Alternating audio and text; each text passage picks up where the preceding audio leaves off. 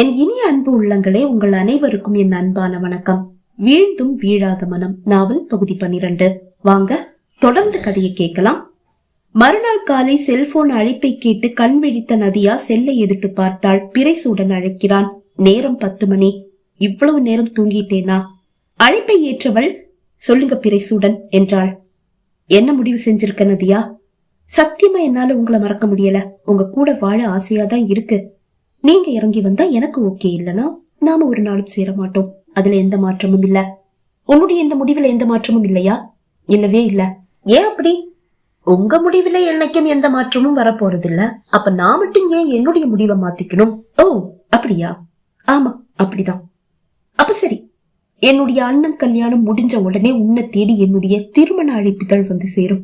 நீ கண்டிப்பா என்னுடைய கல்யாணத்துக்கு வரணும் நதியா. வந்தாதான் எனக்கு வேற கல்யாணம் ஆயிடுச்சுன்னு உன்னுடைய மூளையும் மனசும் நம்பும். அப்பதான் நீ வேற ஒருத்தனை கல்யாணம் பண்ணிக்க தயாராவ. நீ சொன்ன மாதிரி நான் நிவேதிதாவை கட்டிக்கும் போது நீயே இன்னொருத்தனை கட்டிக்க கூடாது. பிரவீன் உனக்கு சரியான ஜோடிதான். ஆனா என்னுடைய தம்பி மனைவியா உன்னை பாக்குற தைரியம் எனக்கு இல்ல. அதை நான் விரும்பல. அதனால நீ வேற யாரையாவது கல்யாணம் பண்ணிக்க. அதுதான் உனக்கும் எனக்கும் நல்லது. உங்க அட்வைஸ்க்கு ரொம்ப நன்றி. Okay bye. அழைப்பு துண்டிக்கப்பட்டது. காலங்காத்தால கூப்பிட்டு மூட மாத்தி விட்டுட்டான் பாரு. முணுமுணுத்தபடியே எழுந்து குளியல் அறைக்கு சென்றாள் நதியா. நாட்கள் வேகமாக ஓடி மறைய பிரணவ் நர்மதா திருமண நாளும் வந்து சேர்ந்தது. சென்னையில் ஒரு பெரிய திருமண மண்டபத்தில் தான் திருமணம் நடைபெறுகிறது. நதியா வேண்டுமென்றே மிகவும் அழகாக தயாராகி தன் வயது பிள்ளைகளோடு மண்டபத்தில் சிரித்து பேசி உலா வர உறவினர்களை வரவேற்றுக் கொண்டிருந்த பிறைசூடனின் விழிகள் அவளையே சுற்றி வட்டமடித்தது. அழகான பட்டு சேலையில் ஒரு தேவதை போல் அல்லவா காட்சியளிக்கிறாள். அதை நிவேதிதாவும் கண்டாள். முகூர்த்த நேரமானதும் பிறைசூடன் வீட்டாரும் நதியா வீட்டாரும் மணமேடைக்கு வந்துவிட கெட்டி மேளம் முழங்கிய நேரம்.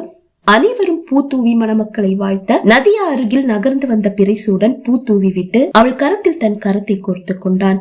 விழிகளை கீழே இறக்கி கரத்தை பார்த்தவளின் விழிகளில் பயம். யாரும் பார்த்து விடுவார்களோ? என்ன செய்வது? கரத்தை அவள் இழுத்துக் கொள்ள அவன் விடவில்லை. பிளீஸ் விடுங்க பிறைசூடன், குரலை தாழ்த்தி அவள் கூற. என்ன விட்டுட்டு போகணும்னு உனக்கு என்ன அவ்வளவு அவசரம்? நாளாக நாளாக நீ என்ன ரொம்ப வதைக்கிற. நானே உன்கிட்ட தோத்துடுவேன் போல இருக்கு. அவனது வார்த்தை அவள் மனதை குளிர்வித்தது. அகில் அவன் அப்பா அழைக்க நதியா கரத்தை விடாமல் என்னப்பா என்றான். அது பாரு, ரஞ்சிதங்களும் ஃபேமிலியும் உட்கார்ந்து இருக்காங்க. அவங்களுக்கு ஏதோ அவசர வேலை இருக்காம். அவங்க சாப்பிடாம கிளம்பிட போறாங்க. அவங்கள சாப்பிட வச்சு அனுப்புப்பா. அவங்க வீட்டு கல்யாணத்துக்கு நாம போகும்போது நம்மளை எவ்வளவு நல்லா கவனிச்சுக்கிட்டாங்க. சரிப்பா என்றவன் மனமில்லா மனமோடு நதியா கரத்தை விடுவித்து விட்டு அங்கிருந்து நகர்ந்தான். சடங்குகள் அனைத்தும் முடிந்து மணப்பெண் மாப்பிள்ளையை பிறைசூடன் வீட்டில் கொண்டு வந்து விட்ட பிறகுதான் நதியா வீட்டார் விடை பெற தயாராயினர். நர்மதா விழிகள் நிறைந்து வழிய அவளை தன்னோடு சேர்த்து அணைத்து சமாதானம் செய்தான் பிரணவ். நதியா வீட்டார் விழிகளும் நிறைந்து வழிய பிறைசூடன் வீட்டார் அனைவரும் அவர்களுக்கு ஆறுதல் கூற தனியாக வந்து நின்று அழுத நதியா அருகில் வந்த பிறைசூடன், ஏன் இப்படி அழற நதியா? நீ நினைச்சா இங்கே தங்கிடலாமே என்றான். மெல்ல விழிகளை உயர்த்தி அவனை பார்த்தவள் ஏதோ கூற வர அதற்குள் நர்மதா நதியாவை தேடுகிறாள் என்று யாரோ கூற நதியா நர்மதாவிடம் வந்தாள். அவளை கட்டிக்கொண்டு அழுத நர்மதா, ஏய் பாட்டி பாவண்டி, ஏதோ ஏன் மேல இருக்கிற அளவு கடந்த பாசத்துல உன்கிட்ட கொஞ்சம் கோபமா நடந்துக்கிறாங்க, அவ்வளவுதான். அவங்க கோபத்துல ஏதாவது சொன்னா கூட கேட்டும் கேட்காம அதை அப்படியே விட்டுடுடி. பிரச்சனை பெருசாயிட்டா அப்பா பாட்டின்னு கூட பாக்காம வீட்டை விட்டு அனுப்பிடுவாரு. அப்படி ஒரு பாவத்தை அப்பாவை செய்ய வச்சிடாத அக்கா. என்னால வீட்டுல எந்த பிரச்சனையும் வராது. பாட்டியா ஏதாவது பிரச்சனையை உருவாக்குனா என்னால எதுவும் செய்ய முடியாது. எனக்கு புரியுதுடி, ஆனாலும் கொஞ்சம் அட்ஜஸ்ட் பண்ணிக்க. ஓகேக்கா. நதியாவின் குடும்பம் இரவே ஊருக்கு கிளம்புகிறது. அதிகாலை வீடு வந்து சேர்ந்து விடலாம் அல்லவா? சிறிது நேரத்தில் அவர்கள் அங்கிருந்து விடை பெற நர்மதாவும் பிறைசூடன் வீட்டாரும் அவர்களுக்கு கையசைக்க அவர்களது வாகனம் அங்கிருந்து நகர்ந்தது. பிரணவ் நர்மதா திருமணம் முடிந்து 1 வாரம் தான் ஆகியிருந்தது. அன்று ஒரு சனிக்கிழமை. பிறைசூடனின் அப்பா அம்மாவும் பிரணவும் நர்மதாவும் நதியா வீட்டிற்கு வந்தனர். திடீரென்று அவர்கள் வந்ததும் அனைவருக்கும் மகிழ்ச்சி. ஏதோ விசேஷம் என்று அனைவருக்கும் புரிந்தது. நலன் விசாரிப்புக்கு பிறகு சமந்தி ஒரு சந்தோஷ செய்தி. பிறைசூடன் கல்யாணத்தை நடத்த முடிவு பண்ணிட்டோம். நிச்சயதார்த்த நாளும் முகூர்த்த நாளும் குறிச்சாச்சு. அடுத்த வாரம் ஞாயிற்றுக்கிழமை நிச்சயதார்த்தம். அதுக்கு அடுத்த வாரம் புதன்கிழமை கல்யாணம். நீங்க நிச்சயதார்த்தத்துக்கு வரும்போதே கல்யாணம் வரைக்கும் அங்க தங்குற மாதிரி ரெடியாய் வந்துடுங்க. எல்லாரும் வந்துடுங்க. உங்க நெருங்கின சொந்தக்காரங்க எல்லாரையும் கூட்டிட்டு வாங்க. யாருக்கெல்லாம் பத்திரிகை வைக்கணும்னு சொன்னா நானே உங்க கூட வந்து பத்திரிகை வச்சுட்டு போறேன். அவர் கூற அப்பாவும் தன் உடன்பிறப்புகள் அம்மா உடன்பிறப்புகள் வீட்டிற்கு எல்லாம் அவரை அழைத்து சென்று திருமண பத்திரிகை கொடுத்து விட்டு வந்தார். திருமண செய்தியை கேட்டு நதியா முகத்தில் ஈயாடவில்லை. அவளுக்கு வியப்பும் தாழவில்லை. இவ்வளவு விரைவில் திருமணம் நடக்கப் போகிறதா? பிறைசூடன் அன்று ஏதோ கோபத்தில் கூறினான் என்று அல்லவா இதுவரை நினைத்திருந்தாள். ஆனால் அவன் உண்மையாக தான் கூறியிருக்கிறான். அவள் மனம் வின் வின் என்று வலித்தது. ஆனாலும் அவள் எதையும் வெளிக்காட்டிக் கொள்ளவில்லை. பிரணவின் விழிகள் மட்டும் அவளை ஸ்கேன் செய்வது போல் பார்த்தது. அவள் மனதின் வலியை அவள் விழிகளின் ஓரம் ஒதுங்கி நிற்கும் கண்ணீர் அவனுக்கு புரிய வைத்தது. அவனால் என்ன செய்ய முடியும்? இருவரும் பிடிவாதம் பிடிக்கும் போது ஒருவராவது இறங்கி வந்தால் தானே பிரச்சனைக்கு முடிவு கட்ட முடியும். வந்தவர்கள் மாலை வரை ஓய்வெடுத்த பிறகுதான் அங்கிருந்து புறப்பட்டனர். அன்று இரவும் பிறைசூடனிடமிருந்து நதியாவுக்கு அழைப்பு வந்தது. நதியா, இப்பவும் எதுவும் கெட்டு போகல. நீ சரின்னு சொன்னா எல்லாம் சரியா போகும். இல்லனா பிரச்சனை தான். என்ன பிரச்சனை? நான் நிவேதிதாவை கல்யாணம் பண்ணிட்டு போயிட்டே இருப்பேன். அதனால எனக்கு எந்த பிரச்சனையும் இல்ல. உனக்குதான் எதிர்காலத்துல பிரச்சனை வரும். உங்களுக்கு எந்த பிரச்சனையும் வராதுன்னா எனக்கும் எந்த பிரச்சனையும் வராது. நான் என் கற்பை இழந்தேன்னா நீங்களும் இழந்திருக்கீங்க. உங்களுக்கு ஒரு நியாயம், எனக்கு ஒரு நியாயம் இல்லையே. உங்களை நிவேதிதா ஏத்துக்கும் போது என்ன ஏத்துக்க ஒரு ஆம்பளை இல்லாமல போவான்? அப்படி ஒருத்தன் வரட்டும், நானும் அவனை கல்யாணம் செஞ்சுக்கிறேன். இது வீண் பிடிவாதம் நதியா. பிளீஸ் பிறைசூடன், நான் ரொம்ப வேதனையில இருக்கேன். போனை வைக்கிறீங்களா? அவனது பதிலுக்கு கூட காத்திராமல் அழைப்பை துண்டித்து விட்டாள் நதியா. பிறைசூடனிடம் ஏட்டிக்கு போட்டியாக பேசினால் அவன் இறங்கி வந்து தன்னை ஏற்றுக்கொள்ள மாட்டானா என்ற தவிப்பு நதியா மனதிலும், அதே தவிப்பு பிறைசூடன் மனதிலும் இருந்தது.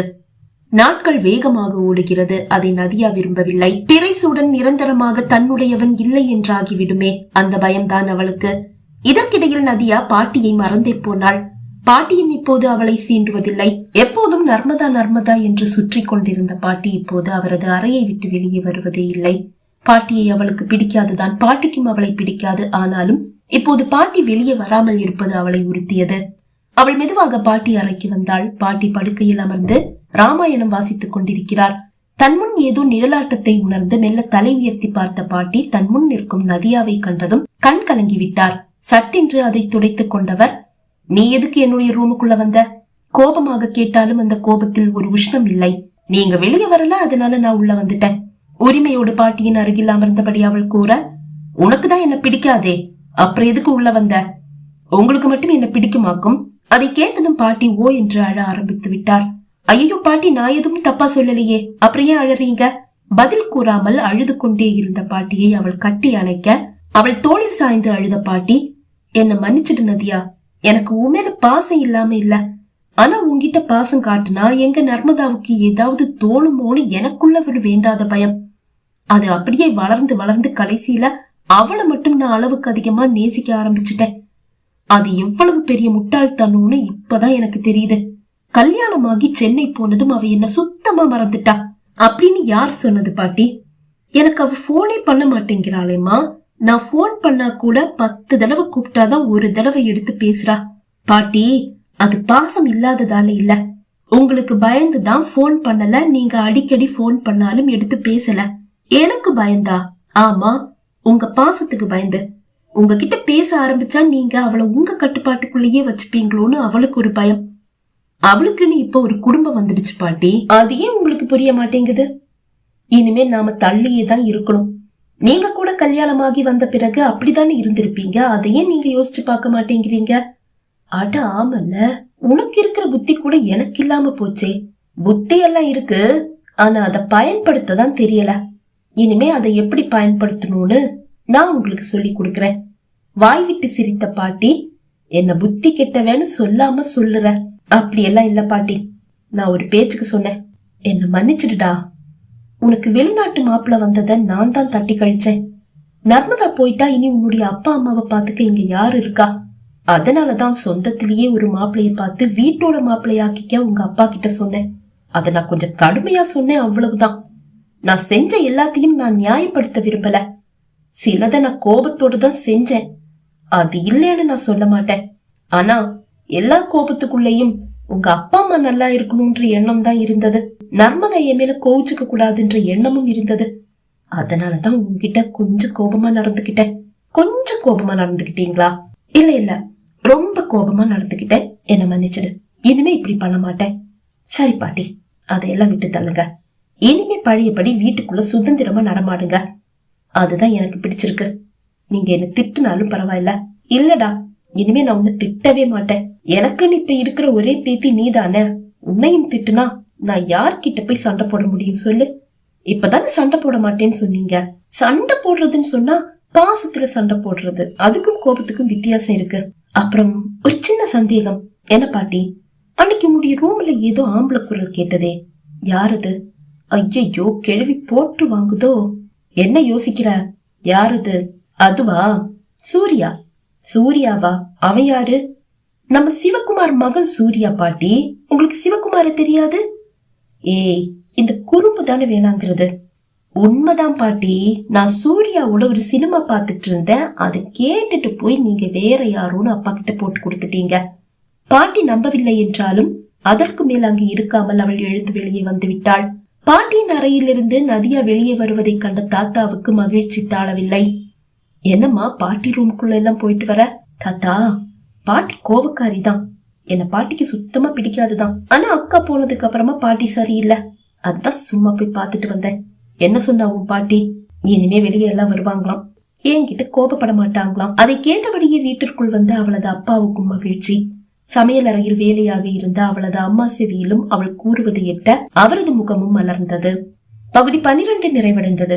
பகுதி 13 உங்களை சந்திக்கும் வரை விடை பெறுகிறேன். நன்றி, வணக்கம்.